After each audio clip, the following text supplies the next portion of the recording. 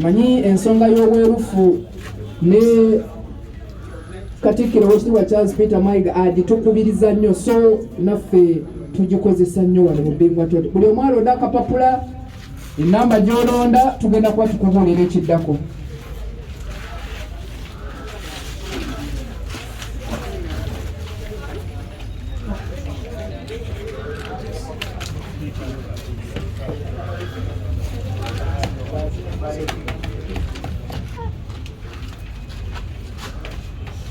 Tuli ku Bbingwa Ttoto, tugenze ku mutendera ogwa final season eno. Bannange obunkenke bweriko, baanamu amaaso musibi ku maaso, tula ku line eri ey'okubiri.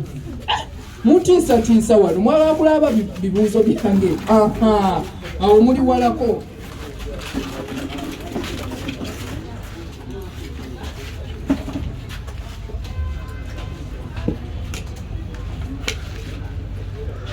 Ani alonze namba emu? Sempala Latif gende wa Kyambadde Munnakakuuto. Kyambadde namba emu agenda kubeera Sempala Latif.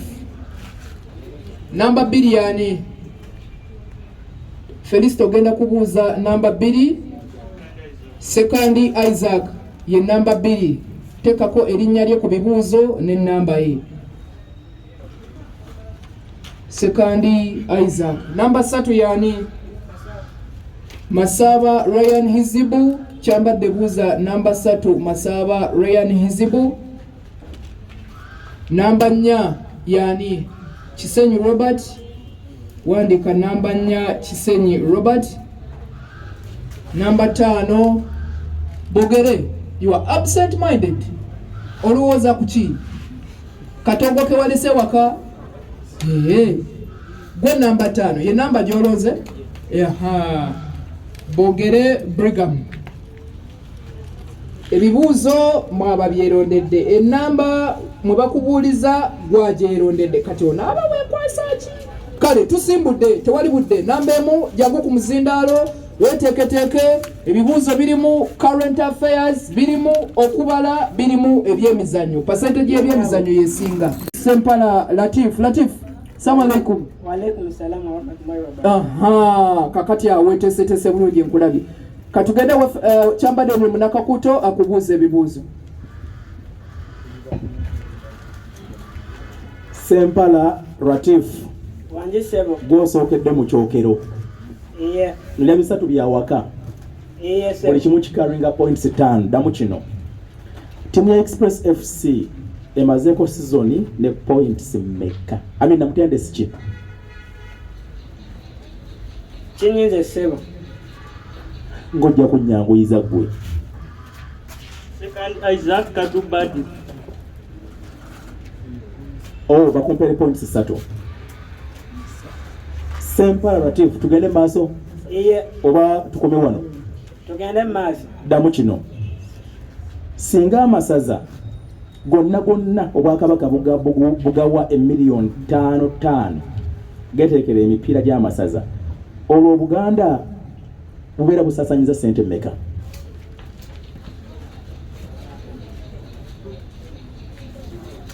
Buba busaasanyiza $8,000,000.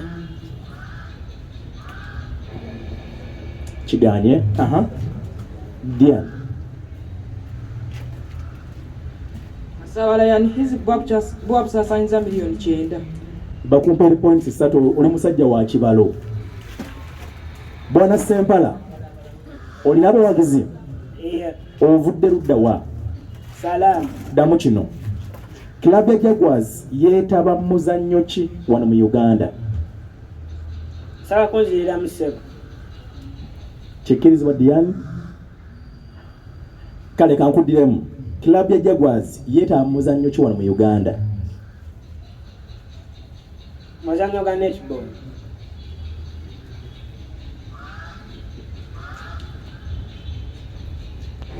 Kiganye?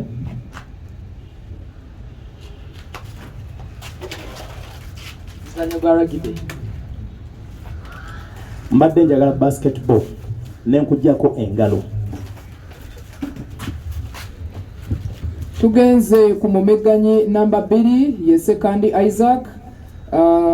Tubasaba muwulire nga muwuliriza. Ekibuuzo kigenda kubuuzibwa omulundi gumu. Bw'oba tokitegedde tujja kuwa omukisa akiwulidde. Bw'oba teri tujja kuba tufuna answer. So tubasaba muwulirize bulungi. Tugenze wa Second Isaac. Second Isaac, ekibuuzo ekisooka. Gatta obubonero KCCA bwe yafuna mu league season ewedde ku Kyambadde Heroes otuwe answer. Obubonero 65.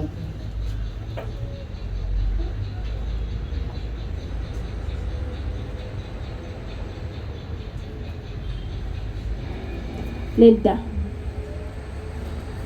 Obubonero buli 63. KCCA yafuna 53, Mbale 10, obugatta bonna ofuna 63. Ekibuuzo ekyokubiri kigamba Shamirwa Nabadda omumanyi ng'ani mu byemizannyo bya Uganda? Nga lefali. Lefali w'omupiira.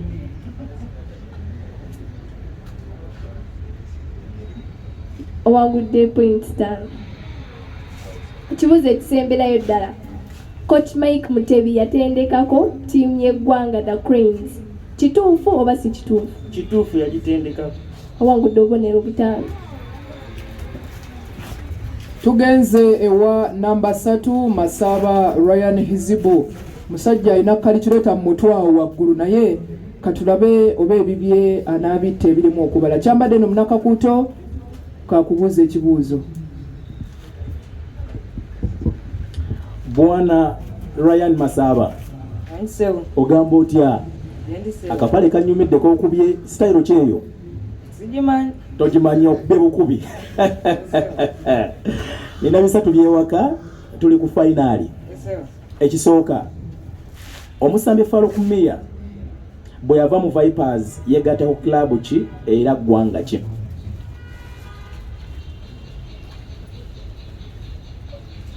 Kinyize.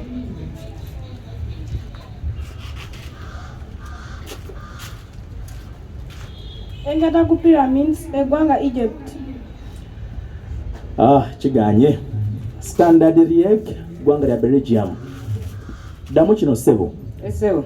Club ya NEC mu kukwata ekifo ekyokusatu season ewedde yakoze amaliri ga mirundi emeka? Sebo NEC yakutte ekifo kyakubiri.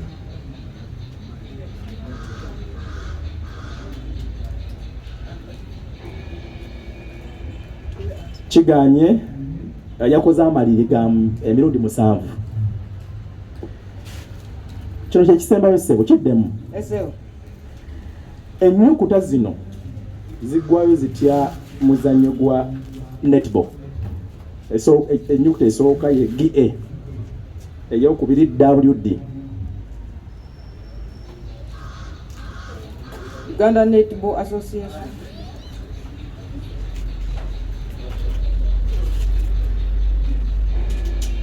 Kiganye waliwo mulonda.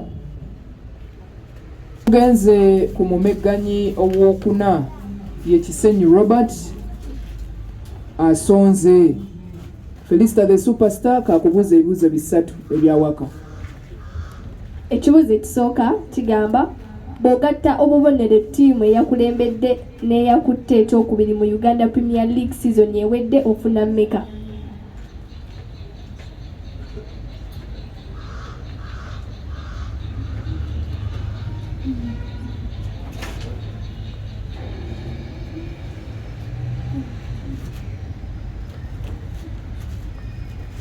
Second Isaac 10-16. Nedda. Obubonero 136 nga Vipers erina 69 NEC 67. Ekibuuzo ekyokubiri, baani abatendeka ttiimu ya Uganda eya CHAN? Molly Byekwaso ne Fred Muhumuza. Bakuwa obubonero 5. Ekibuuzo ekisembayo, Sports Club Villa nga ba defending champions ba league ya Uganda bawangudde emipiira emeka season ewedde? Bawangudde emipiira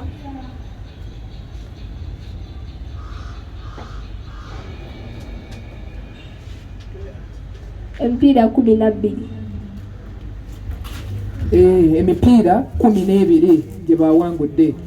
Tugenze ewa Bogere Brigham ye mumeganyi asembayo ku bibuuzo ebyawaka ate tunyweza omusipi tulinyende eyo gye bayita final. Obutuuyo buli wano ku nnyindo z'abaana naye mwenyweze ebyewaka bikyaliyo osobola okwebbulula. Ekibuuzo ekisooka, Brigham, Stephen Kiprotich munabyamizannyo owabyafaayo mu ggwanga erya Uganda wano kyokka omwaka ogwa 2012 gwali gwa bibala nnyo gyali. Tubuulire 2012 oyo ayogerwako Kiprotich yakoleramu ki? Angulo omudaali gwo gwasooka mu Olympics. Jangu Sempala Latif. Yawangula omudaali gwe ogwa gold Muki mu mwaka ogwo ogwa Olympics. kyawukana ki ne Brigham kyayogedde ng'ate byonna bifu? Walibadde ngamba nti yawangulira mu London Marathon. Brigham ddamu kino munnange. Club ya Vipers ye yawangudde liigi ya Uganda season ewedde. Vipers eno yawangudde emipiira emeka? Yawangudde emipiira 21. Bakuwe 5. Ekibuuzo ekisembayo, ekigambo 3-pointer kisangibwa mu muzannyo ki? Muzannyo gwa netball. Nedda. Jangu Hizibu. Muzannyo gwa cricket. Hizibu gwe? Nedda, walibadde ngamba omuzannyo gwa basketball mwe gusinga oba ekigambo ekyo mwe kisinga okukozesebwa ennyo. Bogere n'enkunyuka nja kuddira mu bibuuzo ebyebweru. Okyalina omukisa okwerwanako. Katuddeyo ku nnamba emu komawo ku muzindaalo obuuzibwe ebibuuzo ebyebweru w'eggwanga. Eno ye Bbingwa Ttoto final. Twatandise na 10, 5 ne bawanduka, 5 be bali ku final. Balwanira $1.5 egattibwa ku fizi waabwe. $1 ajja kuba wakubiri ate $50,000 ajja kubeera owokusatu. Bino byonna tetukwata mu nsawo zaffe. Bannaffe aba Stanbic Bank nga bw'owulira bank ejjudde etuwa ku ssente ezo ezituweera nno ddala. Bannaffe aba Widest International we bali wano bagamba omusuubizi yenna tolumwa mutwe na konteyina bakugamba etuuse kati ogitwakinze etuuse tennasimbula. Ffe ebyo tetubiriimu. Bannaffe aba Tabula Property Services Limited, bannaffe aba Jude Color Solutions, ebirabo biri wano Tomoni. Buli azze wano agenda kuddayo n'ekirabo kubavuganyiza. And of course bannaffe aba Mount St. Henry's High School e Mukono ne Castle Junior School wali ekazo bwayise. Ennaku z'omwezi 9 ye Saturday ejja tuli wali e Masaka mu Kasaawe mu Kasana mu Nnyendaawo ekiriyo egenda kubeera Bbingwa wa mabingwa finals ate nga waliyo emiziki waliyo n'emipiira. Sempala Latif weteeketeeke Kyambadde ne Munnakakuuto akubuuze ebyebweru. Bwana Sempala, Wanje sebo. ensi ki mweyagala okugenda e Bulaaya eyo? Ensi ya England. Twatuuse dda. Kino kyebweru tuli mu England. Yes sebo. Omuzannyo gw'ensero mu America guzannyibwa mu bibinja 2 byobompa. Kyenyenze sebo. Second Isaac, Western Conference ne Eastern Conference. Bakumpeere 3 Sempala otutwala nnyina y'ennyonyi yaffe. Ddamu ekyokubiri. Mu mpaka eza Euros 2024 ezaakaggwa e Germany kwabaddeko abamu ku abakulembedde abateebe. Kwabaddeko omusambi ava mu ggwanga lya Spain. Y'ani oyo?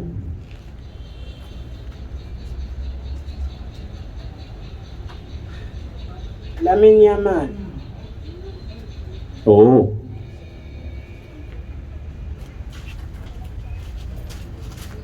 Omuteebi oyo Dani Olmo. Bakumpeere points 3.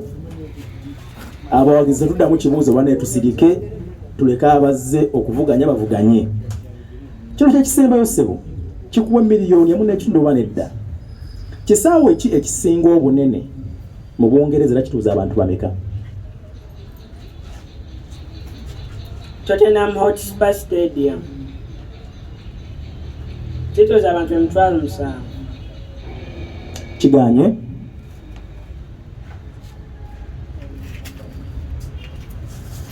Wembley Stadium abantu 8,000 asaba layanize simanyi kati Diane gwasalawo baganya okuwa eno fayinaali. Wembley kituuza abantu 9,000. Kale tugenze ku namba 3 namba 2 ono ye second Isaac. Lwaki tetubagamba tiimu zaabwe zebawagira kubanga ebibuuzo tetwabiseetinze kusinziira ku tiimu zaabwe naye nga bazirina. Second Isaac kobuuzibwa ebibuuzo. Felista the superstar kakubuuza ebibuuzo wano. Ekibuuzo ekisooka kigamba nti ggwanga ki eryakuba Morocco ku semi-final wa World Cup awedde Qatar? Ggwanga erya Bufalansa. Wagudde obubonero 5. Kibuuzo ekyokubiri, lwaki Uganda tesobola kweteba mu mpaka za Copa America? Kuba Uganda esangibwa mu kontinenti ya Africa ate Copa America etaba mu ttiimu esangibwa mu South America. Wagudde obubonero 5. Ekisemberayo ddala Arsenal yaguze omusambi Victor Gyökeres okuva mu Sporting CP e Portugal. Tubuulire ttiimu eyakutte ekyokusatu mu liigi ya Portugal sizoni ewedde. Ade ttiimu ya Benfica.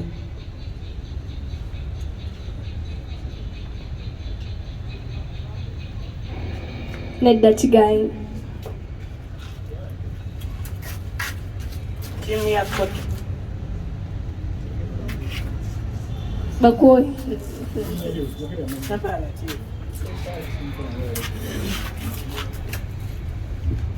Sempala ntumye ekindaazi bakuwe olyeko. Amaanyi gagakuweddemu. Jangu olonda ekibuuzo ate ansa zo ziba ntuufu naye oyogera nga enjala gweruma. Kyova olambadde yankutumiza ekindaazi wali ku katale Mengo ovunyuleko naye ngambye enjala tekuluma. Katugende ku mumeganyi Masabi Ryan Hizibu abuuzibwa ebibuuzo 3 ebyebweru w'eggwanga. Ryan Hizibu Aiseo ogamba otya? Nsanyusa okulaba. nange okulaba. Olina ekika kinyonyi ky'omanyi mu Uganda wano? Kika ky'ennyonyi. Eseo. Gye tulinnye. Ekibuuzo ekisooka. Eseo. Weesebera otutunywere. Musambi ki alina engule ya African Player of the Year akaseera kano? Mohamed Salah.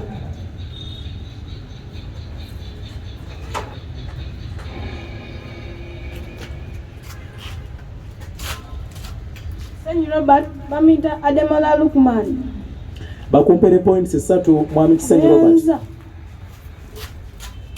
Bwa Masaba. Aiseo. Obadde okimanyi tuli ku final. Eseo. Ddamu kino. Icon yawedde yabadde Morocco. Addako owa 226 aliwa. Ali South Africa.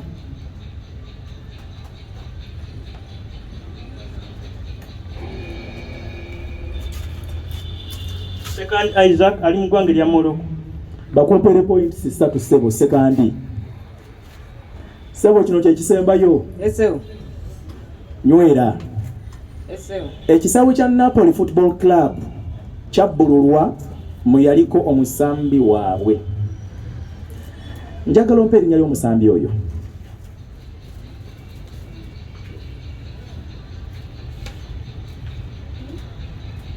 Maradona.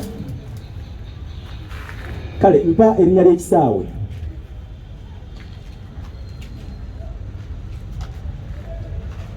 Kinyeze. Nandyagadde nnyo Stadio Diego Armando Maradona.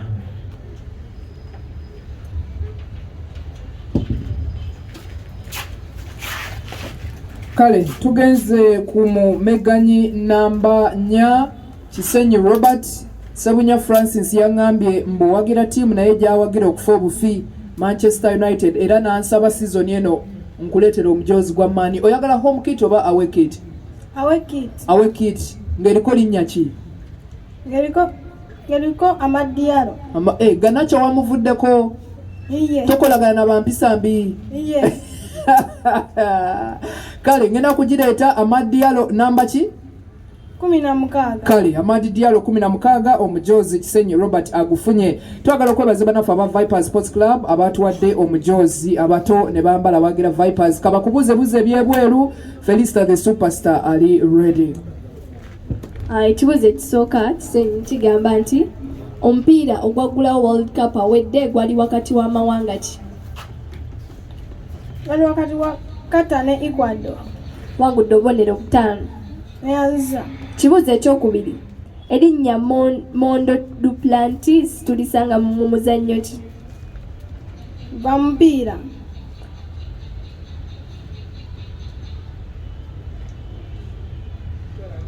Nedda kiganyi. Omuzannyo ogwo baguyita pole vault.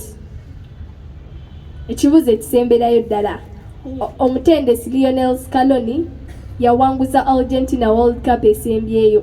Ono ava mu nsi ki? Italy.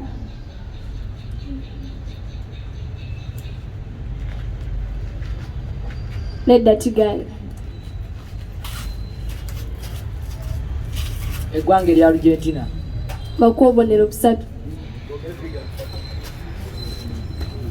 Kale bwe tutyo Kisenyi Robert ne tumunyuka tugenze ku Bogere Brigham omaliriza olonda bantu ate akabonero oba obubonero n'obufuna kakati njagala oddemu bino naawe nkusimbe. Ekibuuzo ekisooka musambi ki eyateebedde Tottenham Hotspur goal ku final eya Europa ng'ekuba Manchester United? Mapema tasa. Nedda jangu Sempala Latif. Omuzannyi oyo Bernard Johnson. Sempala bamuwe obubonero 3. Ekibuuzo ekyokubiri abavuzi b'obumotoka bwa Formula 1 bali babiri bokka mu byafaayo abasinga championships ennyingi. Bw'obompa Steven akuwa obubonero 5.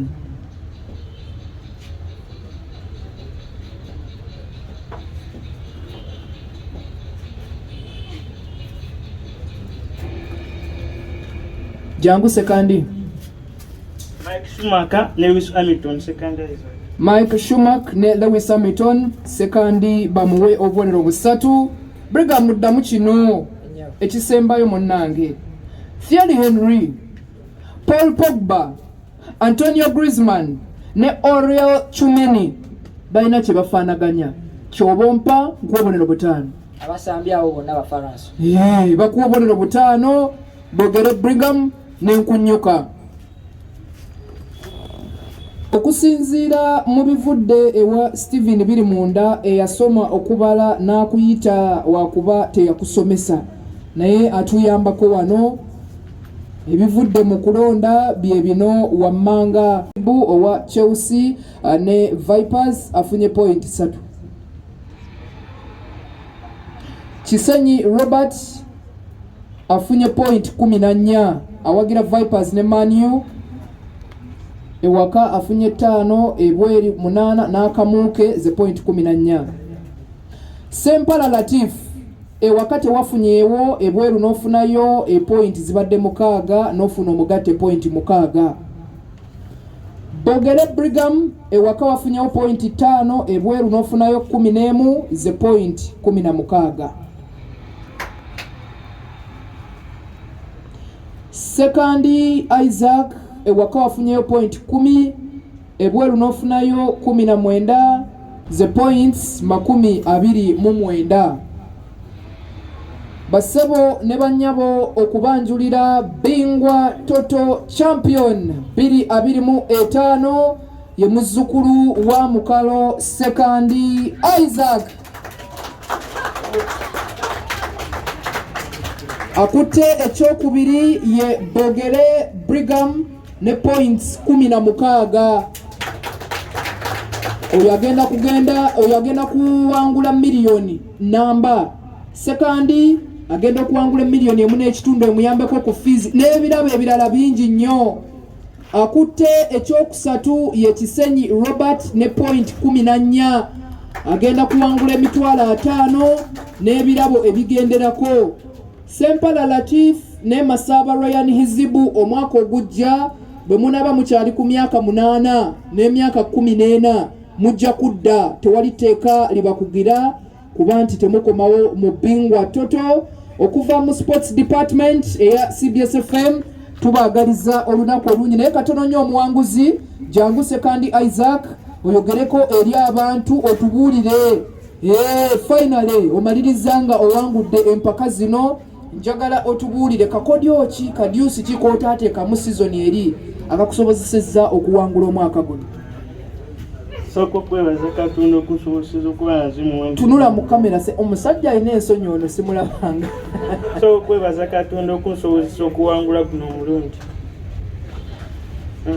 Ayongera okukola research nakwata ekyokubuli mwaka oguwedde n'okwongera okwekkiririzaamu. Olinako abantu ab'enjawulo bw'oyagala okwebaza bw'obadde weebuuzaako eyo? Buwanguzi bwa leero njagala okusinga okuweereza jjajja wange. Jjajja mukyala? Nate. Jjajja yonaze? Jjajja tazze. Embuweereza kojja wange, mama wange, taata wange, mama Linda na bonna mikwano gyange bensoma nabo ku Mount St. Mary's Kamembe.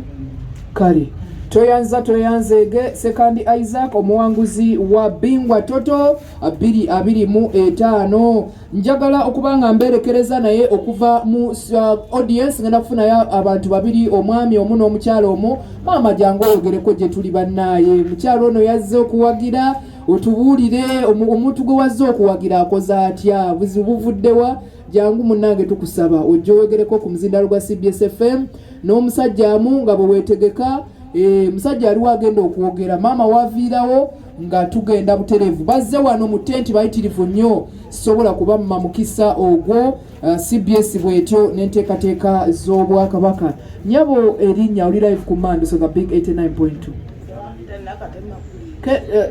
gundi sozi kendeeza ku muzindalo Sekandi oba lwaki kweta sozi nze nakatema guleti ennyabo naye mwami wange namulabye yatidde. Mwami wo yaani? Sempala Latifu twamulabiddewo ng'atidde. Abakoze bubi nnyo naye ebintu abadde abimanyi nno ajja kuddamu. Sempala mukyalo olaba nno baka akagambo k'osibirira omwami wo awulira. Jjajja n'agenda ow'omwami we ntambi ako yayinza okukategeera kuba jjajja n'omwami ensonga ezo naye omwami omulala wuunaze yogerako gye tuli obadde ku bawagizeeyo ekintu kitambudde kita wabadde ozze kuwagirana Masaba obuzibu buvuddewo bwa Masaba Ryan Hizibu bebaziza nnyo banamanya muwonge Sudi nze kochi wa Ryan wa ebuzu kisoga kyako naye Ryan agenda kuddamu kuba kirabika apanikinze nnyo wano ku final naye kasubire tugenda kuddayo tuongere okukola search omwaka ogujja muna tuwadde chance ajja kudda nga yetereza kale tumideko abebuzu mwenna tuongere mwana afa amaanyi abekisoga tetugwamu maanyi nekyagwe awamu. Kale toyanziza nnyo toyanzege kisenya abawagizi bali wano bayitirivu nnyo bagamba next time better twagala okwebaza mu ngeri y'enjawulo Vipers Sports Club batwadde emijozi eri abawagizi bano miyibadde miyitirivu nnyo era abaana bajambadde wano ebifaananyi ne tubikuba bogere Brigham Hard Luck Masaba Ryan Hizibu Sempala yongeramu amaanyi mukyalo olunaku olujja kumewo nga musanyufu nnyo ate Sekandi Isaac ekigenda mu maaso nga tuvudde ku mpewo wano ebirabo tetugenda bigabira ku mpewo kuba byo bingi naye ndi mukakafu nti abasinga wano tugenda kuddayo n'ebirabo banafu aba Jute Color Solutions batukozeeko obulungi obutagambika weekend yadda tuli Masaka bana ennaku z'omwezi nga 9 mu kasana okuyingira mutwalo abayimbi gye bali.